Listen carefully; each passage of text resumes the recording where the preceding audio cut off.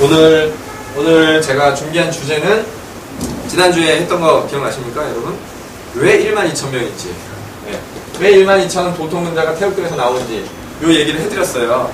그래서 좀 더 이제 오늘은 이 얘기를 해드릴 거예요. 자, 감천. 여러분, 제가 그 학생들한테 이제 뭐 얘기를 하고 그러면 학생들이 하는 질문이 거의 다 이거예요. 꼭 태극도여야 돼요? 그리고 왜 우리나라에서 하나님이 오셨어요? 이 질문이에요. 네. 왜 우리나라에서 하나님이 오셔갖고 왜 태극도여야 되느냐? 이거 우리가 정확히 알아야 돼요.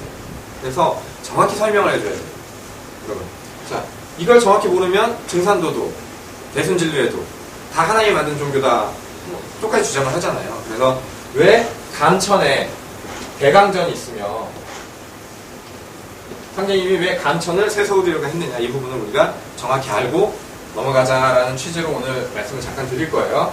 일단 첫 번째로 이거 그 대순진리회 분들은 이걸 모르는 분들이 많더라고요. 그래서 처음에 알고 넘어가야 될 것 같아요. 부천 상제님께서 금산사로 와라,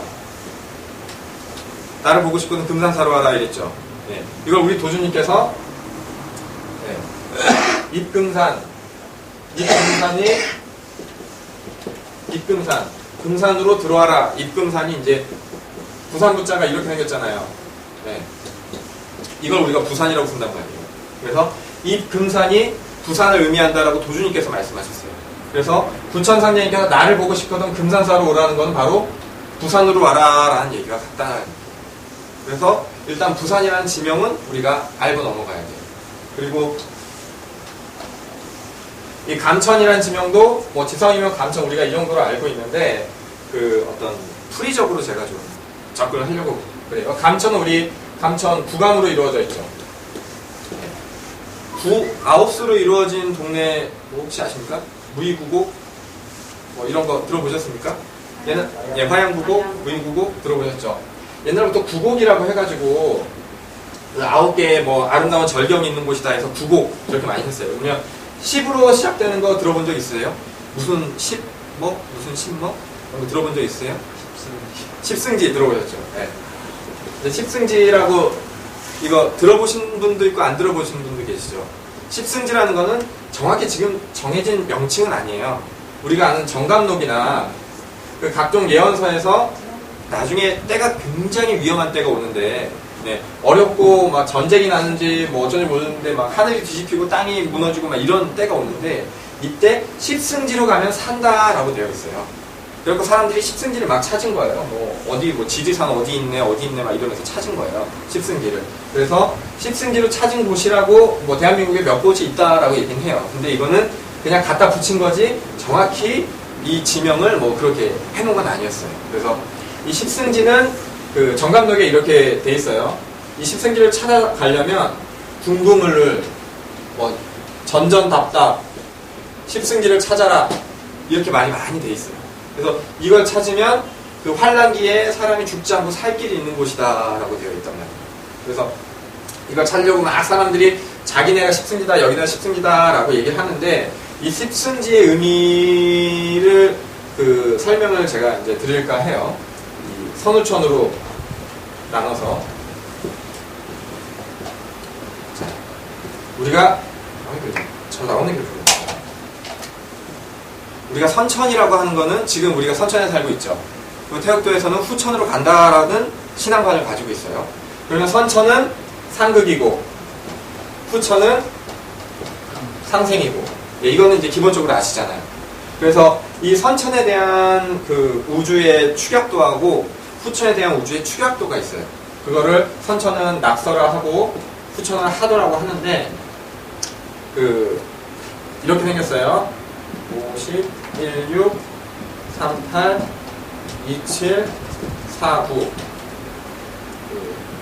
438, 51, 27인가? 네. 선천은 이렇게 생겼고 후천은 이렇게 생겼어요. 숫자로 제가 적어두니까 잘 모르겠지만 이제 이 숫자에다가 오행을 붙이면 38은 목이니까 여기 있고 4분은 금이니까 위에 있고 27은 화니까 오른쪽에 있고 16은 수니까 아래에 있고 5는 토니까 가운데 있고 예. 마찬가지로 38은 목이니까 여기 있고, 27은 화니까 여기 있고, 49는 금이니까 오른편에 있고, 16은 수고, 50은 토고. 그래서 수극화, 화극금, 금극목, 목극토, 토극수 해서 상극하는 오행의 도형이 선천을 지배하고 있고요.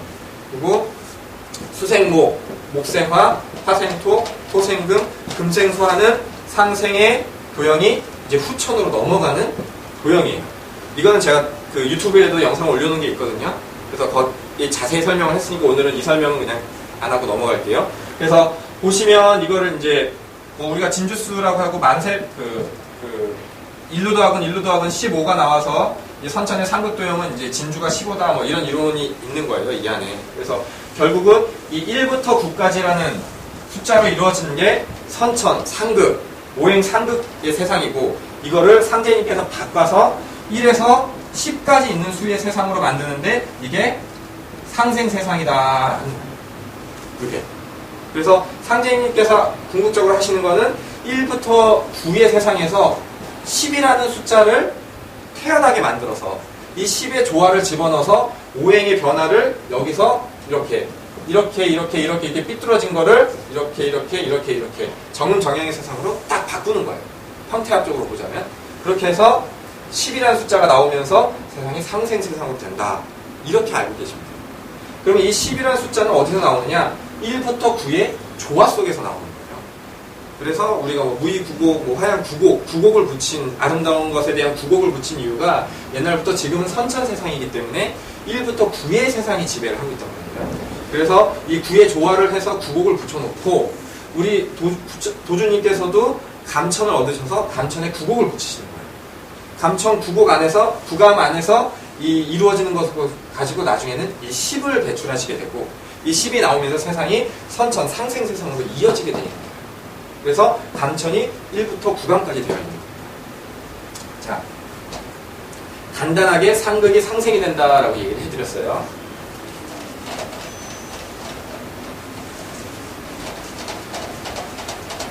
자, 그러면 이 10이라는 숫자가 또 어디 들어있느냐?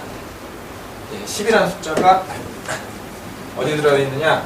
우리가 자축인묘, 진사오미, 자축인묘, 진사오미, 신유, 술 해서 하루가 지나가죠. 하루가 쭉 지나가는데 여기도 오행이 있어요. 네. 자축은 이제 수고, 진사는 목이고, 사오는 화고, 인묘가 목이고, 이거 신유는 금이고, 이거 잘 아시니까 넘어가고. 그래서 진술충미라는 4개가 토다라는 건 잘 알고 계시죠? 네. 오늘 이런 설명을 쭉쭉쭉 넘겨서 좀 죄송하긴 한데, 그래서 진술충미라고 되어 있는데 이 진술충미가 다 토예요. 다 토예요. 근데 이 토가 진술축은 5토고, 숫자로 봤을 때 오직 미만 10토예요. 미만. 아까 상생도를 보시면 상극 상생도를 보시면 알겠지만, 이게 수생목하고 금생수하고 목생화 하는데, 화에서 금으로 갈 때만 극해요. 화가 금해요. 오행 이치상. 그래서 이 극을 이기는 힘 때문에 이 위치한 미토만 10토를 가지고 있어요. 그래서 상제님께서 신미생, 을미생으로 오셔서 이 10토의 기운을 가지고 이 땅에 오시게 되거든요. 그래서 10토의 기운을 가지고 오신 분께서 아까 9에서 선천 1에서 9라는 선천 세상에서 10을 만들어서 이 후천을 여신다. 이게 우리 상제님께서 미생으로 오는 이치예요. 그래서 미생으로 안 오신 분이 뭐 후천을 연다라는 거는 말이 안 맞는 거예요. 네, 이걸 잘 아셔야 돼요. 그래서 이 미토 10이라는 숫자가 있어야 되고 10토인 것이 생성돼야 상극 세상이 상생 세상이 된다. 네, 이거를 기본적으로 여러분이 알고 가셔야 돼요. 자, 이제 본격적으로 왜 관천인지에 대해서 설명을 드릴게요.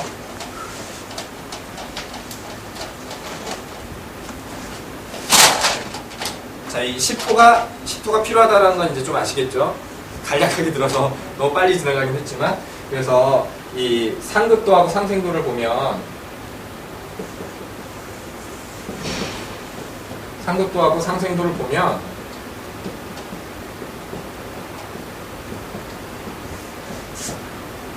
이 목토수는 위치가 같아요.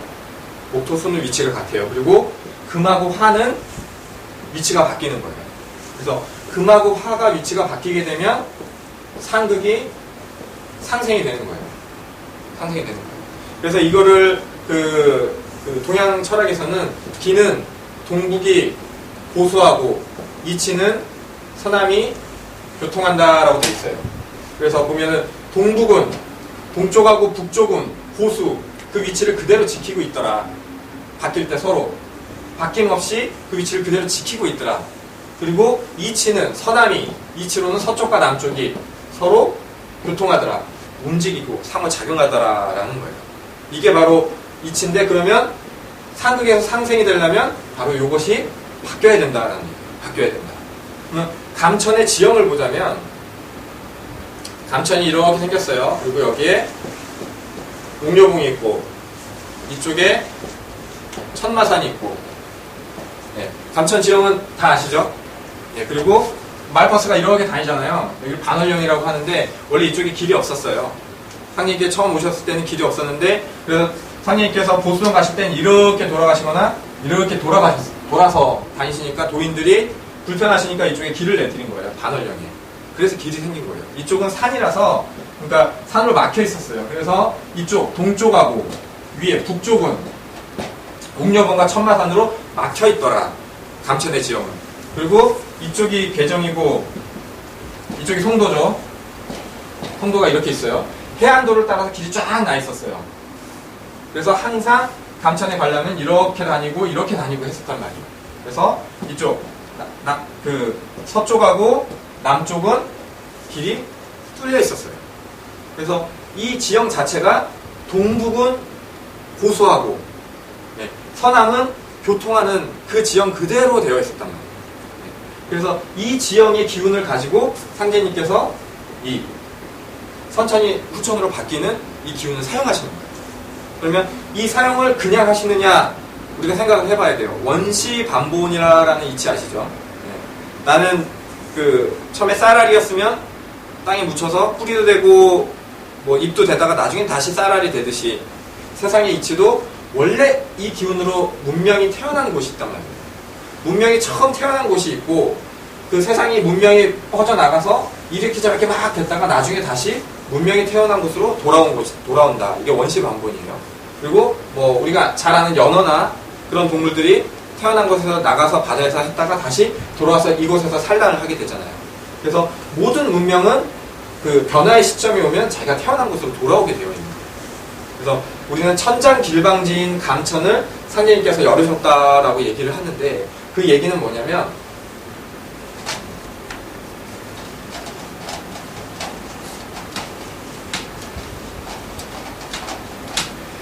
이 세상을 바꾸려면 하늘의 이치도 있고 사람의 이치도 있고 땅의 이치도 필요하다 이거예요. 그래서 하늘의 이치는 뭐 500년에 한 번, 뭐 12만 년에 한 번, 5,000년에 한 번 이게 돌아오면서 하늘의 문이 열리면서 하늘의 이치가 돌아와 닿는단 말이에요. 시간이라는 게. 그리고 땅의 이치는 그것이 움직일 수 있는 직이라는 게 있단 말이에요. 그래서 곤륜산의 4대 지명을 따라서 성인이 태어나시고 네. 그리고 선천과 후천이 바뀌는 이 핵심적인 에너지를 가진 직이라는 게 있단 말이에요. 그 직이가 수만 년 전에 감천에서 그 우주의 그 후천 세상이 지금으로 말하면 상생 세상이 또 상극으로 바뀌었던 시점이 있을 거 아니에요. 겨울에서 봄이 됐던 시점. 예, 그렇죠? 있을 거 아니에요. 당연히 우주는 순환하니까. 그러면 이것이 사용했을 때 이것을 이루게 했던 그 직이 땅의 기운. 우주를 상극에서 상생으로 바꾸고 상생에서 상극으로 바꾸는 이 땅의 기운이 가장 모여 있는 곳 이곳에서 상제님께서 이 지기를 사용해서 쓰신다는 얘기예요. 그것이 어디다? 감천이라는 얘기예요. 네. 그래서 이 감천이 이 땅에 있기 때문에 우주의 문명을 시작했던 감천이 이 땅에 있기 때문에 이 감천의 지기를 따라 상제님께서 이곳에 태극도를 만드시고 네. 사람이 살지 못했어요. 감천에는 아시죠? 네. 비바람이 너무 쳐가지고 살지를 못했어요. 집만 지어놓으면 다 날아가는 거예요. 태풍에. 그래서 아무도 살지 못하게 해놔요. 왜냐하면 이 땅에 사람이 살면 이 지기를 뽑아서 쓸 수 있기 때문에. 천장길방지라는 건 하늘이 비밀이 감췄다는 거는 그 땅의 기운을 사람이 쓰지 못하도록 하늘이 사람이 못 살게 만들어 놨다가 지인이 오셔서 이 기운을 사용할 수 있을 때 길을 열어주시는 거예요. 그래서 이때 감천이 열리고 사람이 살 수 있는 곳이 되면서 여기에 대강전이 만들어지고 사상태가 있어서 8개의 형상을 이루고 대강전의 태극의 형상을 이루어서 이 감천에서 이 지기를 사용하시게 된다라는 얘기입니다. 그래서 우리가 이 지기를 사용해서 이곳에 지기가 있고 하늘은 그때가 되어서 열려있고 거기에 사람이 들어가서 대강전에서 공부라는 걸 돌리면서 천지인이 합일돼서 선천세상에서 그 후천세상으로 상극세상에서 상생세상으로 열게 되는 이런 이치가 우리 공부 안에 있는 거예요. 그래서 공부의 중요성에 대해서는 저번에 이제 제가 말씀을 드렸고 그 안에 있는 숫자와 우주의 순행하는 원리는 제가 말씀을 드렸고 그래서 오늘은 이 지기가 없는 곳에서 이 공부를 한들 보시면 알겠지만 이 기운을 돌릴 수가 없는 거예요. 선천에서 후천으로 나가는 상극에서 상생의 기운을 만들어야 되는데 이것은 하늘과 땅과 사람의 이치가 다 모여 있어야 되는데 이 땅의 이치가 없는 곳에서 이것을 흉내내봐야 그것은 헛거란 얘기입니다. 그래서 감천에서 공부를 해야 됩니다. 감천이 아닌 어느 곳에서 공부를 해도 이 법식이 맞다고 해도 이 기운을 돌릴 수가 없는 거예요. 그리고 감천에서 살기만 하는 것도 또 의미가 없어요. 네. 공부를 분명히 해줘야 된단 말이에요. 그래서 감천에서 공부를 함으로 인해서 세상은 선천에서 후천이 되고 이것이 상극에서 상생세상을 여는 거다라는 얘기를 이제 오늘 제가 간략하게나마 해드리는 거고 이 궁금을 이거에 대한 표현이 있죠. 사람들이 이거 갖고 갖다 붙이기를 많이 하는데 이 궁금은 이 활궁자잖아요. 그래서 이렇게도 표현을 해요. 활이 이렇게 생겼잖아요. 네? 활 두 개를 붙이면 동그라미가 되고 여기에 세 글자를 붙이게 되면 태극이 형성이 된다. 해서 이게 태극을 의미한다라고도 하고 우리 입장에서는 궁극을 서로 맞대는 거예요. 궁자죠. 똑같이 맞대는 거예요. 그러면 이게 무슨 글자가 나옵니까? 예, 공부공자가 나와요. 세 글자도 마찬가지로 두 개를 합치면 양각하고 음격으로 공부공자가 나와요. 그래서 이 궁궁을 십승지라고 얘기를 하는데 우리가 이제 시학시법을 다 돌리면 방이 4개가 필요해요. 그래서 전전답답 이런 말도 있거든요. 방 4개가 있는 우리 대강전은 이런 밭전자를 이루는 형상을 이루게 돼요. 그래서 지금 나와 있는 거의 모든 예언서가 자기들끼리 이걸 이렇게 끼워 맞추고 저걸 저렇게 끼워 맞추게 하는데 태극도에 와서 이 공부법방을 보면은 그냥 아주 쉽게 싹 다 이해가 가는 바가 있어요. 그래서 옛사람들이 보고 이곳을 찾아가라. 이곳이 살 길이다. 라고 한 게 우리 부산 감천의 태극도 공부를 얘기하는 거예요. 그래서 감천에 산다고 되는 건 아니고 감천에 살면서 공부를 돌리게 되는 사람이 이 하나님의 일을 하게 되고 천지를 바꾸는 일에 동참하게 되는 거다. 이런 이치를 제가 오늘 좀 간략하게나마 설명을 드렸습니다.